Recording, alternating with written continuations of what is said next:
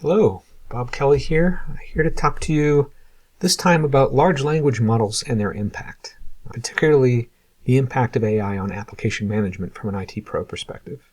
This was a talk that I gave at the App Manage event in Utrecht earlier in October of 2023, and it was very well received but not recorded, so I decided to go ahead and attack it here in a special video that I hope you'll appreciate. As a quick introduction, I am a speaker at a lot of IT pro events, author of multiple books on desktop and application management. I've been a MVP with Microsoft, founder of AppDeploy IT Ninja communities, which are focused on application management, and have been in product management for some years now, focused on desktop management, application management, and repackaging, and I've recently taken the role as head of product at Jariba. In this video, I will discuss how large language models work briefly. I will compare some large language models with the focus on application management as a use. I'll discuss the short and long-term impacts and the impacts on the job market. I'll discuss prompt engineering for IT pros, and finally round out with some real-world examples of how AI can help you in application management. Large language models employ transformers, which is a neural network architecture originally created for translation, which is why it's one of the things that it's so good at. But it is about taking things from one sequence to the next, or transforming from one thing to the next. And it does this in a pretty new and unique way that was a big breakthrough in terms of the output we're seeing from these large language models. So the input, or word, string of words, goes into the encoder, and the encoder identifies what parts of the word are relevant.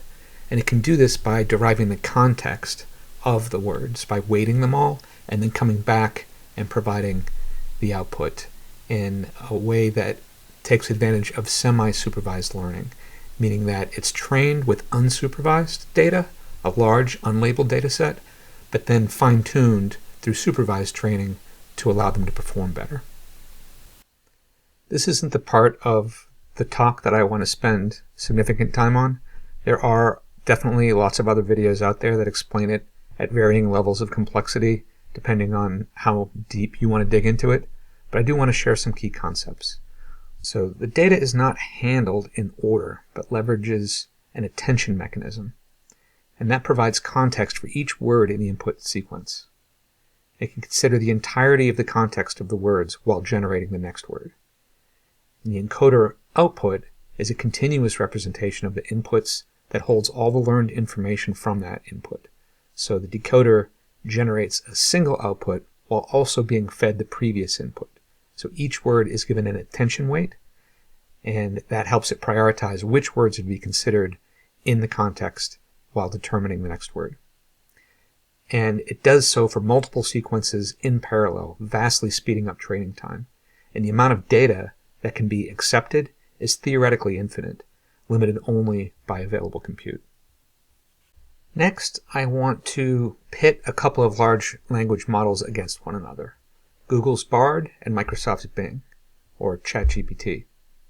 We'll compare some large language models and their ability to help us gather the information we need to manage an application, in this case, Google Chrome. So I will be asking, what is the latest version of Chrome? What is the severity of the vulnerabilities being addressed? How do I silently install it? Where do I get it? I didn't use ChatGPT directly, as popular as it may be, because of the fact that it was only trained on data up until September 2021 at the time of my recording. As with a lot of things in the AI world, it's moving very quickly, and before I even finished the presentation and was delivering it, it was news that in just a couple of weeks, OpenAI would be opening up the ability for ChatGPT to search the web in real time. So by the time you see this, it may well be possible. But at the time, I took the Bing version of ChatGPT because it was more up to date. Speaking of change, I also have to preface this section by saying that the very day that I was doing this experiment, build 180 updated to build 188. So during the exercise. So the result was that none of the models are able to tell me what the latest version is correctly, but some better than others. Let's take a look. First question to Bard, what is the latest version of Chrome? It was good enough to give me a very close shot. It was right about the date. It was September 11th, 2023, and it said the latest version was build 179. Like I said, it was 80 and went to 88, so not quite right, but close. And it does give me a few unsolicited details about what is included in the update. I asked Bing the same thing, and it came back with 180, so closer. And arguably a good answer, because like I said, it was maybe minutes, potentially hours earlier that the new update had been released. And it also gives me here some unsolicited detail about how to go and do the update interactively. I then asked Bard, what is the severity of the vulnerabilities fixed? And it kind of told me that there was some high and some medium. It defined what high and medium is and gave me some specific CVEs. When I asked Bing the same, it wasn't able to give me any severity information. It does mention a couple of the CVEs. It says there was a total of 8 vulnerabilities addressed, but doesn't give me the severity information that I look for. So definitely point Bard on that one. But then I asked Bard, what are the silent installation options? And it just says, as a large language model, I am not able to assist you with that, which is pretty surprising. Bing, on the other hand, gave me a very solid answer. So told me how to go ahead and download a copy that I can deploy, and then the silent command line parameters for the Windows installer version. It even has me create a install.command batch file that I can put this into. So an interesting suggestion, and also notable that it uses that %tilde dp 0%, which is in command or batch a dynamic reference to the current folder. So that way this batch file sitting in the same folder as the update, it would have the explicit path.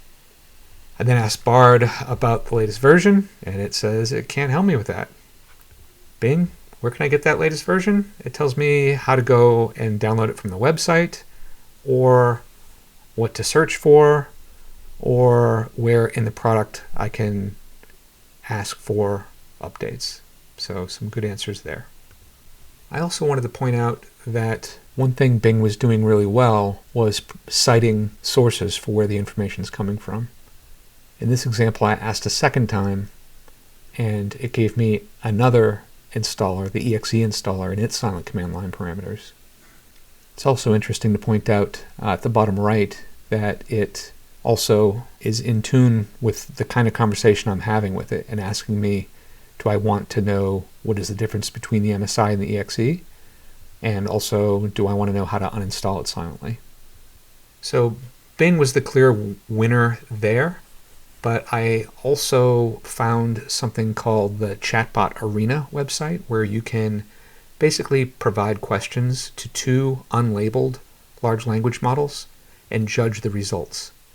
So I would ask the question, what is the latest version of Chrome? And get different answers. And I would ask each of the questions, as you saw me do with Bing and Bard. And then at the end, I would rate which one I thought was better, and it would then disclose to me which large language model was used. And surprisingly, apart from the version information, which Bing was the clear winner on, Llama 2 from Meta, its open source large language model, did an excellent job telling me about the vulnerabilities, the silent install details, and even how to go about downloading the latest version. In the short term, what we've got here is a very powerful tool, and you'll hear it said that it can 10x your productivity. What would 10 times more productive employees mean? Likely less hiring, right? So in the short term, it may not make sense to hire somebody if everybody can be 2 or 3 times more productive, let alone 10. It wouldn't necessarily translate to layoffs or letting people go in the short term, longer term for sure. But there is a lot of data out there trying to analyze and predict what's coming. And the predictions from Goldman Sachs are that 7% of people could be replaced in the shorter term, and 63% it would complement, and about 30% would be unaffected. The chart on the right kind of talks about the levels of exposure and how language impacts a job. Better view of that in a future slide. But 32% of workers in information technology say that AI will help more than hurt them personally, and only 11% say it will hurt them more than it helps. And obviously that depends on exactly what they're doing. Longer-term views are a lot more disruptive. Timing is highly debated, but according to the EWF, 50% of all employees will need reskilling by 2025. So that is pretty impactful. Generative AI is now being used today by almost 80% of all workers, and 22% use it regularly to complete everyday tasks. It is predicted to eliminate more than 83 million jobs by 2027. That is obviously very speculative, but there's a lot pointing to these impactful changes in the years ahead. So while I don't think it means that application management as a job is going to go away in just a couple of years, it likely does mean that your children will not follow in your footsteps, and they won't be packaging and deploying software the way you do today. You'll see a lot of talk about historical examples of job impact. One popular one pointed out that back in the 1800s, 90% of jobs were farming, and by 1850 that was severely reduced by a third and down to only 1% today. And there's jobs like switchboard operators, lift operators, travel agents, bank tellers, cashiers. These jobs are all at various stages of disappearing. And while true, this is a very different paradigm, because now we're talking about intelligence, not specific jobs, but something very broad that can impact a very broad number of jobs. This is probably a bit of an eye chart, so I'll add a link in the video description so you can look at it in more detail. But this chart basically breaks down how different jobs and the amount of time they spend with professional work that could be automated versus non-language tasks, and how it affects different areas of the workforce. But rather than scaring you by speculating on the long-term impact on different jobs, in the short term, it's important to understand that we're better with than without. So for this study, 18 different tasks were selected as realistic examples of the kinds of work done at an elite consulting company. And some used ChatGPT and outperformed in every dimension, in every way mentioned. So up to 4 points better. And with a little bit of training on AI and how to use it, even more so. So the distribution of output quality across all the tasks, you got the blue that didn't use AI, the red that got trained on AI, and the green that were just given access to it. So in the end, AI finished, or helped consultants finish 12% more tasks on average, and completed more than 25% of tasks more quickly, and produced 40% higher quality results than those without. So again, in every dimension, in every way measured, superior. I next wanted to talk about prompt engineering, which I think was kind of a joke term at first, but it's become more and more real. If you ask a good prompt, you're going to get a better answer, particularly if you're trying to steer the answer in a very specific direction and you have some idea of the type of answer you want. Some good tips are to tell the AI what its role is. So you can say, as an IT professional with 10 years of experience and a background in PowerShell automation, you're going to get a different answer than if you just ask a generic question about collecting inventory information, for example. So you want to tell it what its role is to give it context in the way that you want it to answer. You can also tell it what it is you want to accomplish. So don't just say, do this for me. Tell it how you want it to do it. So if you are desiring a PowerShell output, obviously you'll ask for PowerShell, but you can be very explicit.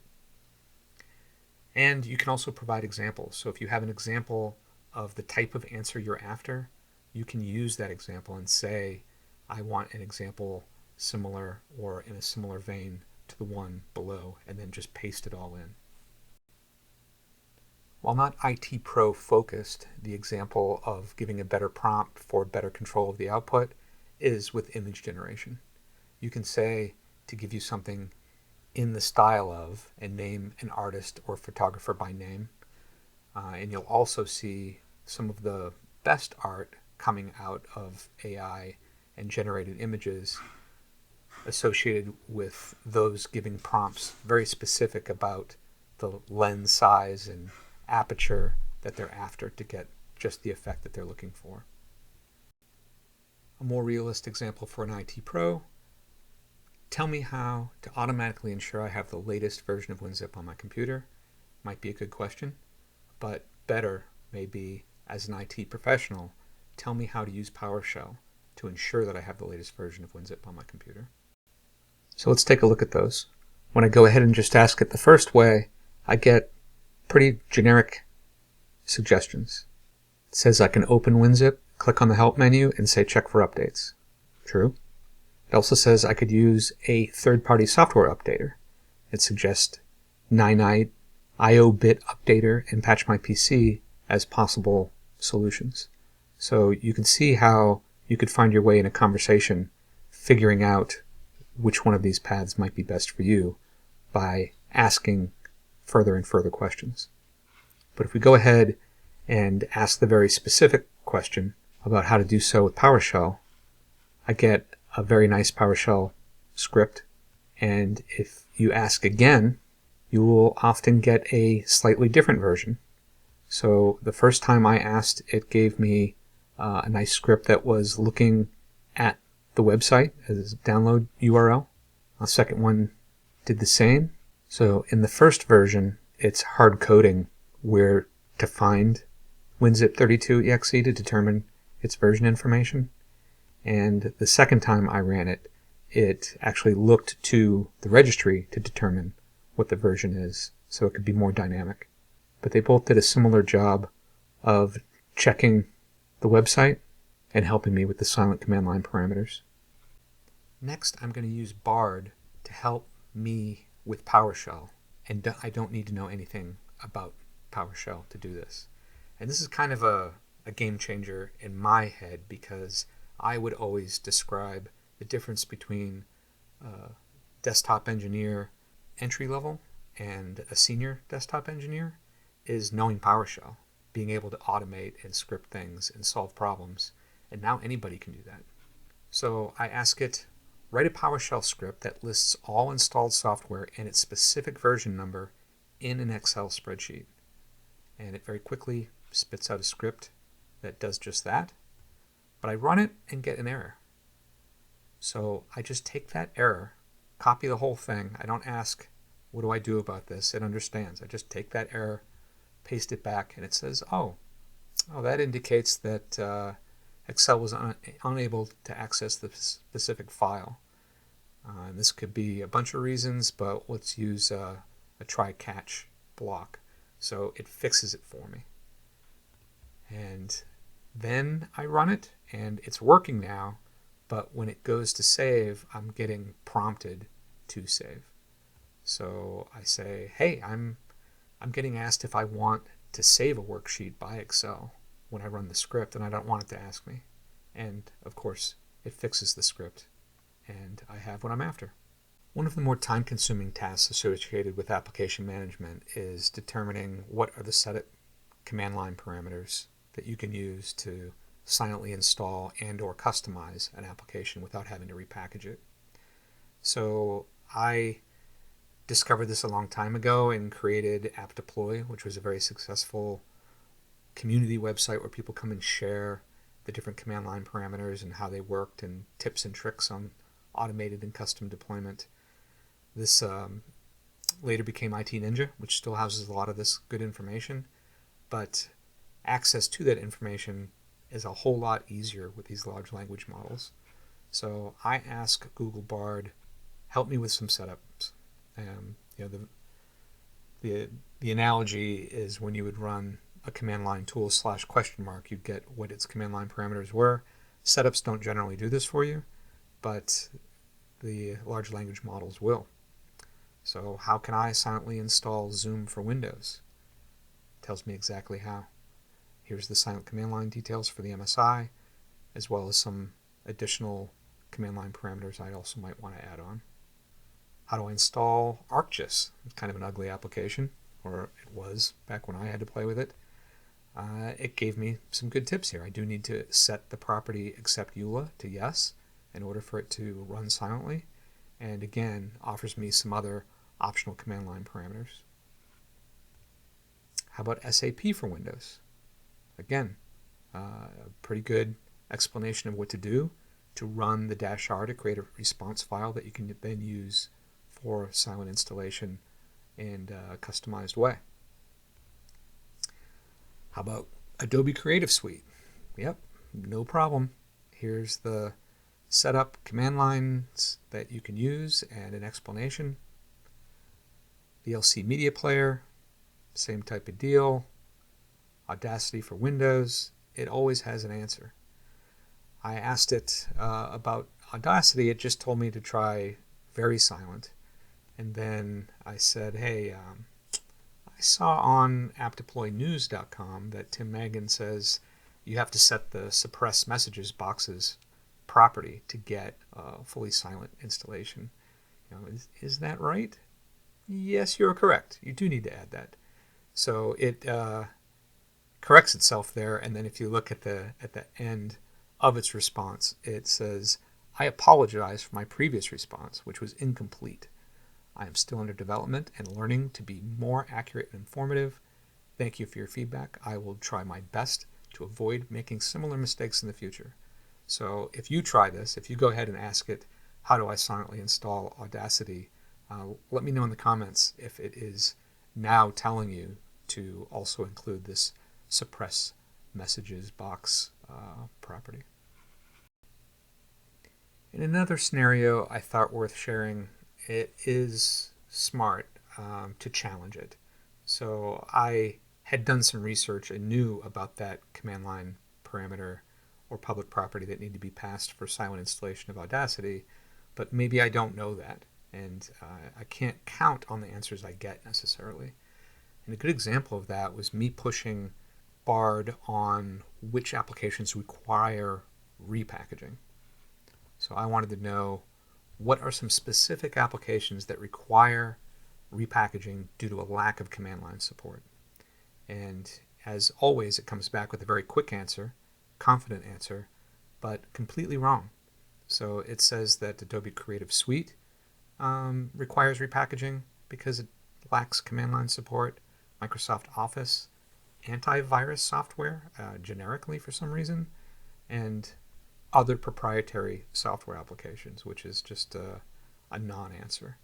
So I then kind of attacked each of its responses.